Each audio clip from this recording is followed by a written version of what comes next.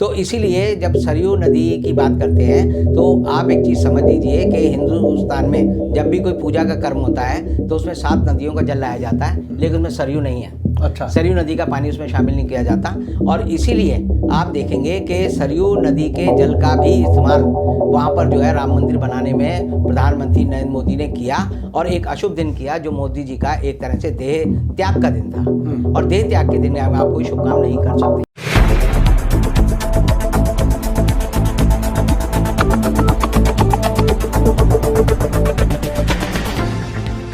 Hello, नमस्कार, आदाब, सत श्री अकाल और अस्सलाम वालेकुम। मैं हूं मोहम्मद अहमद काज़मी, लेकर आया हूं आपका पसंदीदा कार्यक्रम आपके रूबरू। इस कार्यक्रम में हम बहुत सी खबरों की तह तक पहुंचते हैं और इसके लिए आपको जानकार लोगों से मुलाकात कराते हैं। अभी हाल ही में अयोध्या से कुछ ऐसी खबरें आईं जो आस्था वाले हिंदू हैं उनको कुछ परेशान कर गईं। उसमें बताया गया कि जहां बाबरी मस्जिद थी, जिस ज़मीन को सुप्रीम कोर्ट ने हिंदुओं के हवाले मंदिर ट्रस्ट को दे दिया, वहां पर मंदिर नहीं बन सकता। जहां पर रामलला हैं उसके नीचे सरयू नदी बहती है और रेतीला इलाका है जहां मजबूत मंदिर की इमारत नहीं बन सकती। ये बहुत ही अहम खबर थी, पूरे देश को एक तरह से हिला देने वाली भी थी, चूँकि ये मामला आस्था का है जिसके लिए एक ख़ास नज़रिए वाले हिंदुओं ने बरसों कैंपेन चलाई, कई इलेक्शन बीजेपी जीती और अब जिस वक्त मैं आपसे बात कर रहा हूँ इस वक्त पार्लियामेंट में उनकी तादाद इतनी है कि वो जो चाहते हैं कानून पास कर सकते हैं। उसकी शुरुआत अयोध्या से ही हुई थी। राम मंदिर की डिमांड और मस्जिद के ख़िलाफ़ एक कैंपेन चली थी। इसके सब कुछ करने के बाद जब प्रधानमंत्री जी ने 5 अगस्त को वहाँ भूमि पूजन भी कर लिया, उसके बाद अब ये नई बातें आ रही हैं। इस सब को जानने के लिए मेरे साथ आज ख़ास मेहमान हैं रविंद्र कुमार जी, जो राष्ट्रीय मुक्ति मोर्चा के अध्यक्ष हैं और समाज सेवी हैं और बहुत ही बेबाक अंदाज में अपनी बात रखते हैं। रविंद्र कुमार जी, वेलकम है आपका मीडिया स्टार वर्ल्ड में। आप बताइए कि ये अयोध्या से बेचैन करने वाली खबर जो आई वो आखिर क्या है, आप उसे कैसे देखते हैं? अयोध्या के बारे में 2020 में जो प्रमुख काम हुआ वो ये हुआ कि 5 अगस्त 2020 को हिंदुस्तान के प्रधानमंत्री नरेंद्र मोदी ने एक आस्थावान हिंदू के रूप में जाकर राम मंदिर के भूमि पूजन किया और उसकी एक तरह से आधारशिला रखी। अब ये काम जो मोदी जी ने जब किया तो एक शंकराचार्य हैं स्वामी स्वरूपानंद सरस्वती, उन्होंने कहा यह बड़े अशुभ समय में जो है आप मंदिर के निर्माण की पूजा कर रहे हैं, ये गलत है। तो जब मैंने उसको खोजा उस बात को तो एक बड़ी विचित्र बात पता चली कि 5 अगस्त 2020 को आश्विन पूर्णिमा का दिन था और आश्विन पूर्णिमा के हिसाब से उस दिन जो है भगवान राम ने अपने 3 भाइयों के साथ जो है सरयू में जल समाधि ली थी। यानी ये एक तरह से राम जी के हम ये कहते हैं कि सरयू जो है उसके बाद उसको पाप लगा, श्राप लगा और ये हिंदू धर्म में माना जाता है कि जो व्यक्ति सरयू में स्नान करेगा वो वह नरकगामी होगा, उसके सारे पाप जो है उस पर हावी हो जाएंगे और उसे मोक्ष नहीं मिलेगा।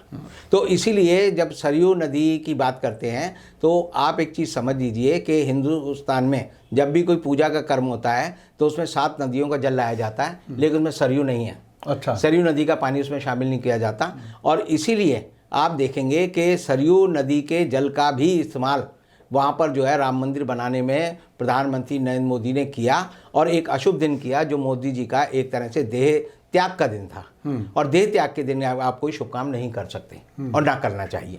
अब ये सवाल आता है कि ये जो लोग हैं जो कि धर्म की पताका लेकर घूमते रहते हैं, ये तो मूर्ख क्यों हो सकते हैं? ये मूर्ख इसलिए हैं क्योंकि इन्होंने जो है एक तरह से एक आडंबर पूरे देश में जो है आज़ादी से पहले और आज़ादी के बाद चलाया कि हमें जो है बाबरी मस्जिद में भगवान राम की जन्मभूमि को मुक्त कराना है। अगर जो लोग अयोध्या जाते हैं उन्हें पता है कि अयोध्या जाने पर वहाँ पर 17 ऐसे मंदिर हैं जिनके बारे में ये स्थापित है और ये घोषित किया जाता है कि भगवान राम की जन्मस्थली यहीं है। 17 जगहों पर अयोध्या में आज के दिन ये 18वीं जगह थी जिसको बाबरी मस्जिद को इन्होंने कहा कि ये भगवान राम का जन्म स्थान है और ये हमारे जो है हिंदुओं के लिए कलंक का दिन है, ये कलंक का एक प्रतीक है और इसको हटाना है। अब पूरा मूवमेंट आपने देखा होगा कि हिंदुस्तान में पहले चला, उसके बाद जो है विश्व हिंदू परिषद की जब स्थापना हुई तब 1978 में विश्व हिंदू परिषद ने इस बात को उठाया और उसमें डॉक्टर कर्ण सिंह भी थे और लोग भी थे। और फिर उसके बाद जो है 1992 में अयोध्या में 6 दिसंबर को बाबरी मस्जिद को ढा दिया गया और ढाने के बाद जो है पूरा आंदोलन चलता रहा और सुप्रीम कोर्ट तक ये मामला गया। और सुप्रीम कोर्ट के 5 जजों ने एक बड़ा विचित्र फैसला दिया। उन्होंने कहा कि रामलला की मूर्ति जो 1948 में रखी गई थी वह ज़बरदस्ती रखी गई। दूसरा, उन्होंने कहा कि जो बाबरी मस्जिद को गिराने का काम है वो जो है एक आपराधिक कृत्य है। तीसरा, उन्होंने कहा कि राम जन्मभूमि के जो ये बाबरी मस्जिद है इसके नीचे कोई मंदिर नहीं था। और चौथा, उन्होंने कहा कि जिन्होंने बाबरी मस्जिद गिराई है उनके ऊपर आपराधिक कृत्य के लिए मुकदमा चलना चाहिए, उन्हें सज़ा मिलनी चाहिए। अब 2020 में क्या हुआ कि वो मुकदमा जो 1992 से चल रहा था CBI, जिसमें बड़ी ज़ोर शोर से लगी थी, आपने देखा होगा, उसमें LK आडवाणी, मुरली मनोहर जोशी और उमा भारती वगैरह सब लोगों को अदालत ने प्रमाण ना मिलने के कारण बरी कर दिया। अब बरी करने के बाद जो है ये हो गया कि सुप्रीम कोर्ट का जो पूरा फैसला है, ये जो अब जो हालात हैं वो ये बताते हैं कि सुप्रीम कोर्ट ने, हिंदुस्तान की सुप्रीम कोर्ट के 5 न्यायाधीशों ने, जो कि कॉन्स्टिट्यूशनल बेंच थी जिसमें कि रंजन गोगोई थे जो बाद में BJP के सांसद भी बन गए हैं, और वो बाकी 4 जज थे जिनमें एक आज के चीफ जस्टिस भी हैं। तो आप देखेंगे कि इन्होंने एक गलत फैसला दिया और गलत फैसले को चुनौती किसने दी? नियति ने दी, परमात्मा ने दी। और ये इसलिए दी कि जब अब मंदिर का जो निर्माण हो रहा है उसके जब खंभे ज़मीन में गाड़े गए तो पता चला वो 12 खंभे गड़े और जब उन पर 150 टन का वजन रखा गया और उन पर ये भूकंप के झटके जैसा दिया गया तो पता चला कि वो खंभे जो है अपनी जगह से हिल गए। और हिल गए तो क्यों हिल गए ये मालूम किया तो पता चला कि 150 फीट नीचे जो है ज़मीन जो भुरभुरी थी, ज़मीन रेतीली थी और उस रेत के नीचे जो है सरयू नदी बह रही थी। इसका मतलब ये हुआ कि पूरा जो ये आडंबर खड़ा किया गया कि बाबरी मस्जिद बनाने से पहले वहाँ पर भगवान राम का जन्म का कोई मंदिर था, या हम कहते हैं दशरथ जो थे राजा थे, दशरथ राजा थे, उनकी 3 पत्नियाँ थीं, तीनों के महल थे, एक और भवन था।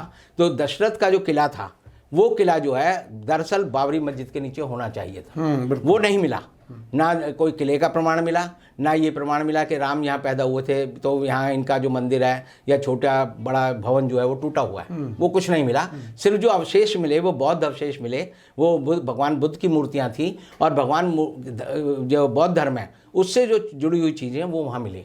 लेकिन उसके बावजूद भी ये सुप्रीम कोर्ट ने जो फैसला दिया उसके बाद ये माना गया कि हमें जो है यहाँ राम मंदिर का निर्माण करना है और राम मंदिर के निर्माण के नाम पर 60 लाख लोगों को वहाँ पर इकट्ठा करने की योजना है और फिर दूसरी योजना है कि 60 करोड़ लोगों से चंदा लेना है। भारतीय जनता पार्टी का एक कुर्सीगामी जो है एक जो संप्रदाय है उसे हम वो जो है RSS से शुरू होता है और RSS जो है वो चाहती है कि हम 60 करोड़ लोगों तक जाएं, उनसे भगवान राम के मंदिर के नाम पर चंदा लें और वो ये मानते हैं कि जो आदमी चंदा देगा वो भारतीय जनता पार्टी को वोट जरूर देगा। तो एक तरह से ये है कि नोट भी लो और वोट भी लो, ये परमानेंट अपनी सपोर्ट बढ़ा लो। जी हाँ, बढ़ा लो। लेकिन जो नियति ने अभी किया है कि ये पता चला कि पूरी जो ज़मीन है वो जो है दलदल की है और भुरभुरी है और रेतीली है। उसके लिए जो 7 IIT को और दूसरे संगठनों को बुलाया गया है, जिसमें IIT दिल्ली, IIT बम्बई है, IIT चेन्नई है, IIT गुवाहाटी है, लॉर्सन एंड टुब्रो ग्रुप है और टाटा कंसल्टेंसी है। ये सब मिलकर जो है ये सोचेंगे कि हम कैसे कोई ऐसा निर्माण कर पाएँ जिससे ये मंदिर जो है खड़ा हो सके। तो इस सब बातों को लेकर अगर आप सारी बातों को एक सिलसिलेवार तरीके से जोड़ें तो मुझे लगता है कि ये जो राम मंदिर और बाबरी मस्जिद का जो विवाद है ये जानबूझकर खड़ा किया गया था और उसको खड़ा करने के बाद जो है हर तरह से जो है हर आदमी को एक तरह से कट्टरपंथी या हिंदू मुसलमान फसाद में लोगों को, कितने लोगों की जान गई है सबके सामने है, सरकारों को किस तरह बनाया गया, गिराया गया वो पता चलता है। और जो है अब जैसे मोहम्मद रावत ने कहा है कि हर हिंदू जो है वो जो है देशद्रोही नहीं हो सकता, यानी इसका मतलब यह है कि बाकी जो लोग हिंदू नहीं हैं वो देशद्रोही हैं। इसका मतलब इस देश की जो है तकरीबन 28% जनसंख्या जो वो देशद्रोही है और जो 72% जनसंख्या वो है। तो IPC में भी हमें एक तरह से संशोधन करना पड़ेगा कि जो 124 CRPC का जो सेक्शन है वो IPC का सेक्शन है वो हटाना पड़ेगा कि हिंदू तो देशद्रोही हो ही नहीं सकता।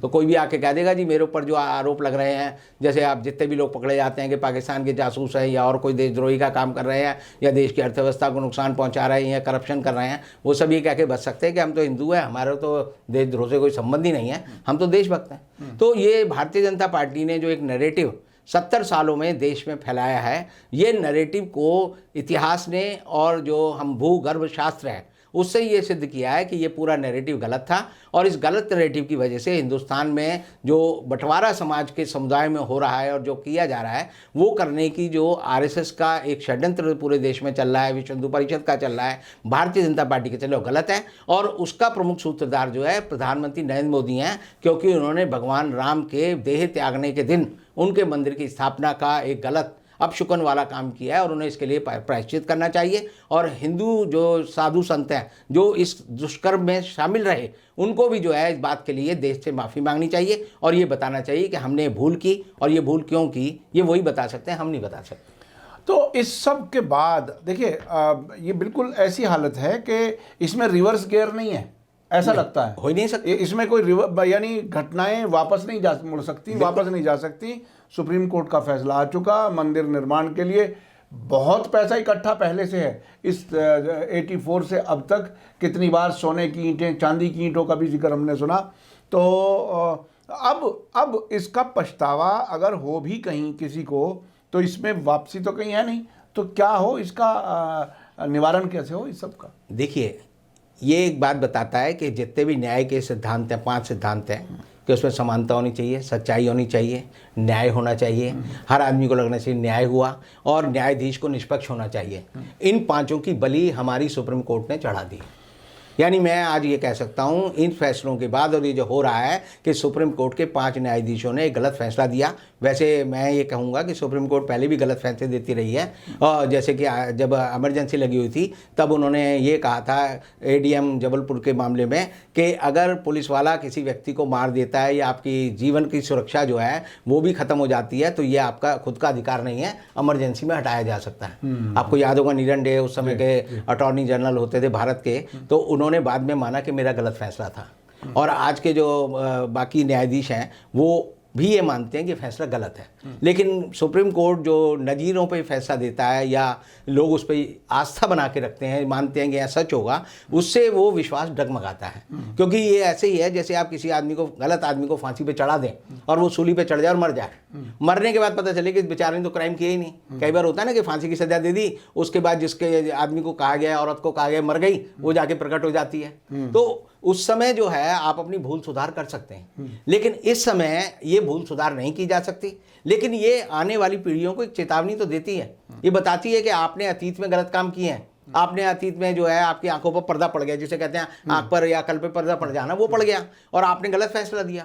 तो उसके लिए हर आदमी को पश्चाताप का एक, हर धर्म में जो है एक सिलसिला है, जिसमें कि ईसाई लोग होते हैं वो जाके फादर के सामने अपनी आत्मस्वीकृति करते हैं, हिंदुओं में पश्चाताप करते हैं, हर धर्म में है कि पश्चाताप करना चाहिए कि हमसे बड़ी भूल हो गई है, हमसे गलती हो गई है। और मैंने इसीलिए कहा कि नरेंद्र मोदी को मानना चाहिए कि मैंने भगवान राम की देह त्याग के दिन पर इस मंदिर का निर्माण किया, जो कि गलत तिथि थी, और अश्विन पूर्णिमा जो पड़ी थी उस दिन 5 अगस्त को इन्होंने तो इसलिए किया था कि वो लोग जो है जम्मू कश्मीर की 370 भूल जाएं, कि जम्मू कश्मीर की धारा 370, अनुच्छेद 370 उन्होंने जो है 5 अगस्त 2019 को हटाया था। तो वो तिथियों की डेट गड़बड़ करने के चक्कर में उन्होंने कर दिया कि 5 अगस्त 2020 को मैं राम मंदिर का निर्माण का शिलान्यास करूंगा। लेकिन ये विधि की बात है, मैं कहूँगा जैसे होई सोई जो राम रचि राखा। तो ये जो तुलसीदास की बात है वो आप देखेंगे कि नरेंद्र मोदी पर ही उतर गई, और उन्होंने अपने जीवन का एक ऐसा अक्षम्य अपराध कर दिया है जिससे वो बच नहीं सकते। और दूसरा अपराध जो है, यूपी के मुख्यमंत्री हैं वो योगी आदित्यनाथ, आप देखते होंगे दिवाली पे दीपमाला करते हैं वहाँ पर सरयू नदी पे, और वो लाखों करोड़ों रुपए खर्च करके जो है दिए जलाते हैं, जबकि सरयू में ऐसा कोई धार्मिक कृत्य होना ही नहीं चाहिए। ये भी करके वो जो है एक तरह से भगवान ने इनकी मति हर ली है, और मति भरने की वजह से, मति भ्रष्ट हो जाने की वजह से ये लोग ऐसा काम करते रहे। लेकिन इतिहास ने और जो विज्ञान है उसने ये सिद्ध कर दिया कि ये गलत थे, गलत हैं और गलत रहेंगे। क्या अब आप क्या ये मशवरा देना चाहते हैं कि जहाँ कहीं प्रोजेक्ट है, जहाँ रुक रहा है वो वहीं रुका रहे, उस ज़मीन का कोई और इस्तेमाल हो, या वो मंदिर किसी और तरीके से बन जाए? चूँकि पहले, अब से पहले वो टेंट में काफ़ी दिन तक रामलला को रखे रहा गया। अब आप क्या मशवरा देते हैं? आखिर क्या होना चाहिए उस जगह जहाँ नदी निकल आई, भुरभुरी मिट्टी निकल आई? ऐसा तो नहीं लगता कि बहुत ही मजबूत इमारत कोई वहाँ बन पाएगी? नहीं, मैं दूसरी बात कहता हूँ। हाँ। मैं दूसरी बात कहता हूँ कि ये ढूंढना चाहिए कि भगवान राम अयोध्या में किस जगह पैदा हुए। यानी जैसे आप री इन्वेस्टिगेट की बात कहते जी हैं, हाँ। वो होना चाहिए। ये मालूम होना चाहिए भगवान राम अयोध्या में कहाँ पैदा हुए। हाँ। दशरथ के पुत्र थे जो किले में पैदा हुए, जिनकी माता का नाम जो है कौशल्या था। वो किला कहीं और था। वो कहाँ थी, वो कहाँ पैदा हुए। और जब ये पता चलेगा कि वो पैदा हुए, तो जो एक हिंदू के रूप में मैं वहां पर जाकर मान लीजिए अपनी प्रार्थना करता हूँ, पूजा करता हूँ, तब वो लगेगी। मेरे को एक गलत जगह आप ले गए दिखाने के लिए, जैसे कई बार होता है ना कि एक पुराना एक चुटकुला सा आता है कि एक आदमी जो है एक मकबरा देखने गया, तो उसके गाइड ने बताया कि यहाँ पर जो है शहजादे की कब्र है, यहाँ पर वो करो। तो एक लेडी थी, वो अमेरिकन टूरिस्ट थी, वो बोली पिछली बार तो तुमने उस कमरे में दिखाया था कि वहाँ पर उसकी कब्र है। बोला नहीं, उस कमरे में जब पुताई हो रही है, तो मैंने आपको ये वाली बता दी। अच्छा अच्छा अच्छा। तो दिखाने के लिए उसने जैसे अपनी जरूरत के हिसाब से बता दी। तथ्यों को आप तोड़ मरोड़ नहीं सकते। या तो आप तथ्यों पे विश्वास करो, और विश्वास करते हो और वो गलत तथ्य निकलते हैं, तो आपको मानना पड़ेगा कि आपके तथ्य गलत थे। ये पूरा राम जन्मभूमि और बाबरी मस्जिद का जो पूरा इन्होंने जो आंदोलन चलाया गलत था, और अब ये जो है उससे लोगों को ना पता चले, इसलिए भारत सरकार से ये कहा गया है कि 2000 सीआरपीएफ के और ये जो इंडस्ट्रियल सिक्योरिटी फोर्स के जवान हैं वो में दिए जाएं। अच्छा। ताकि किसी को ना पता चले मंदिर निर्माण कैसे हो रहा है। तो उसमें प्रेस वालों ने पूछा भाई मंदिर निर्माण कैसे हो रहा है, इससे आपको क्या मतलब है? क्योंकि मंदिर बनता है, मस्जिद बनती है, चर्च बनता है, तो सब लोग जाकर उसमें योगदान देते हैं। कोई ईंट लगाता है, कोई गारा लगाता है, कोई पैसा देता है। और तो ये जिनको आस्था होती है वो जाके देखना भी चाहते वो सब जाते हैं, कहते हैं जी मैंने इसमें ईंट लगाई। तो वो कहते हैं नहीं जी ये गुप्त होना चाहिए। गुप्त इसलिए होना चाहिए कि ताकि ये मशीनें जिनका हम इस्तेमाल कर रहे हैं वो ना पता चल जाए लोगों को। तो मशीन, मैं हमेशा कहता हूँ कि मशीनों से निर्माण तो होता है, लेकिन मशीन ऐसी कौन सी है? कोई परमाणु बम थोड़ी बना रहे हो, कोई लैब थोड़ी है जिससे आप कहो जी ये भेद खुल जाएगा तो किसी दुश्मन को पता चल जाएगा। तो ये अब इन्होंने 2000 जवानों को लगाया गया है, और वो जो है अंदर निर्माण किया, फोटो भी नहीं ले सकते, ना उस साइट पे जा सकते, और वो सारा मामला जो गुपचुप तरीके से करने की इनकी योजना इसलिए है ताकि इनकी जो भूल है उसका पर्दाफाश ना हो सके। बहुत बहुत शुक्रिया रविंद्र कुमार जी, आपने अयोध्या के मामले में राम मंदिर के निर्माण के बारे में जो कुछ बताया वो बहुत ही अहम है। हालांकि इससे पहले आईएसआई जो आर्कियोलॉजिकल डिपार्टमेंट है उसने बहुत सी बातें कही थी कि यहाँ बहुत कुछ है, मिला है, लेकिन अब ऐसा लगता है कि वहाँ ऐसा कुछ नहीं था। लेकिन जिस तरह से आपने कहा कि री इन्वेस्टिगेट होना चाहिए कि क्या वाकई यहाँ राम का जन्मस्थल है या नहीं, ये एक बिल्कुल नए किस्म की बहस होगी अगर होती है। लेकिन सरकार की ख्वाहिश है, कोशिश है कि वो सब कुछ गुपचुप कर ले और मंदिर बना करके तैयार कर दे। बहुत बहुत शुक्रिया। मैं अपने दर्शकों से कहना चाहूँगा कि हमारे रविंद्र कुमार जी बहुत ही सटीक अंदाज में फैक्ट्स को रखते हैं, बेबाक अंदाज में, जिसे आप अक्सर पसंद भी करते हैं। इसी के साथ मुझे दीजिए इजाज़त। धन्यवाद, शुक्रिया। जय भारत, जय हिंद।